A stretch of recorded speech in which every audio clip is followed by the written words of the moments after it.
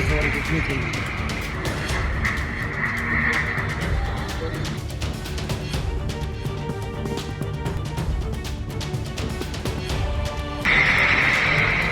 लंबी सवारी कितनी थी?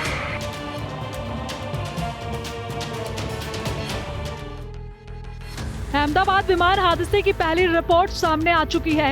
रिपोर्ट में दावा किया गया है कि फ्यूल सप्लाई बंद होने से दोनों इंजन बंद हो गए थे, जिसकी वजह से उड़ान भरने से चंद सेकंड के भीतर एयर इंडिया का प्लेन जमीन पर आ गया। इस भीषण हादसे के करीब 1 महीने बाद विमान हादसा जांच ब्यूरो यानी कि AAIB ने प्राइमरी जांच रिपोर्ट जारी की है।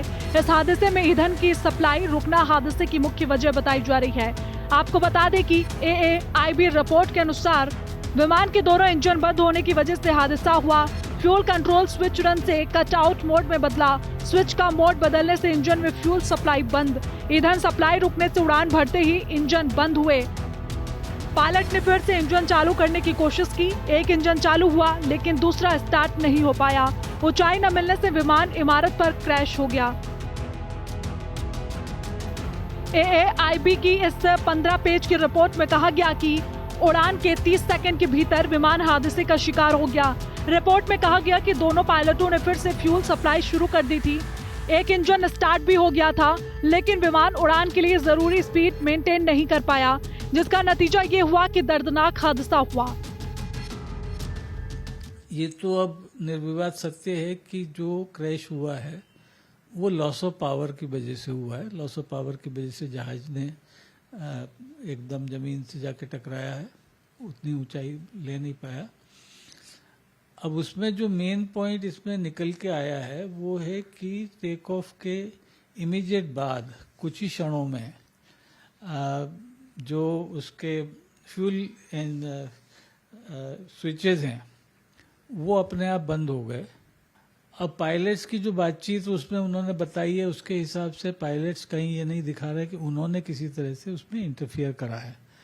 और ये स्थिति अगर आप आम आदमी की भाषा में समझें तो ऐसा है कि जैसे 1 सेकंड के लिए आपकी लाइट चली जाए फिर आ जाए, और पर उसके साथ साथ आपके जितने सिस्टम्स हैं, कंप्यूटर है, आपका इंटरनेट है, वो एकदम बंद हो जाता है। फिर जो उसको ठीक वापस आने में टाइम लगता है। तो कुछ उस तरह की स्थिति आई है और उन इंजन को दोबारा उन्होंने अपनी पावर ली, वो जो फ्यूल सप्लाई है वो दोबारा रिज्यूम हुई, पर तब तक वो क्योंकि इतने नीचाई पे था तो वो उसको कंट्रोल नहीं कर पाया और वो क्रैश कर गया।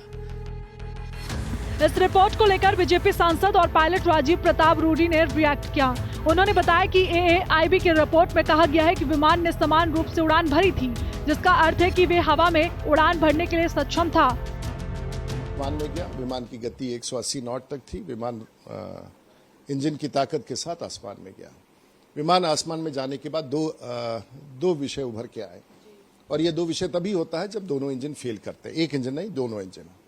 तो रैट डिप्लॉय हुआ जो एक यंत्र है, और APU चालू हुआ जो भी एक जनरेटर है जो विमान में होता है, और ये तभी होता है जब इमरजेंसी हो। तो ये प्रमाणित होता है कि दोनों इंजन फेल किए। अब अगर इंजन फेल होता है तो कप्तान उसे वापस चालू भी कर सकता है। उस चालू करने की प्रक्रिया भी दिख रही है, और उसके बाद कप्तान ने और इंजन वापस चालू होने का संवाद भी मिल रहा है। लेकिन वो समय इतना कम था, दूरी इतनी कम थी, ऊंचाई इतनी कम थी, गति इतनी कम थी, और सामने में बाधा था कि विमान नीचे गिर गया। हादसे की प्राइमरी रिपोर्ट से ये तो साफ हो गया है कि फ्यूल कंट्रोल स्विच का मोड बदल गया, जिससे इंजन की फ्यूल सप्लाई ठप हो गई। लेकिन रिपोर्ट में ये बात साफ नहीं है कि फ्यूल कंट्रोल का स्विच कैसे बदल गया। जांच में किसी संभावित गड़बड़ी, मानवीय भूल या साजिश जैसे एंगल पर बात नहीं की गई।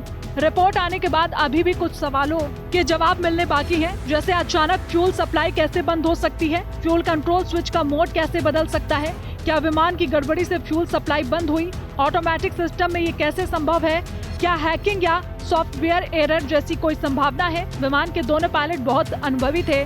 हादसे के वक्त दोनों पायलट फ्यूल बंद होने से हैरानी जताते हैं। एयर इंडिया ने इस रिपोर्ट पर कोई टिप्पणी करने से इनकार किया है। ब्यूरो रिपोर्ट, हिंदी खबर।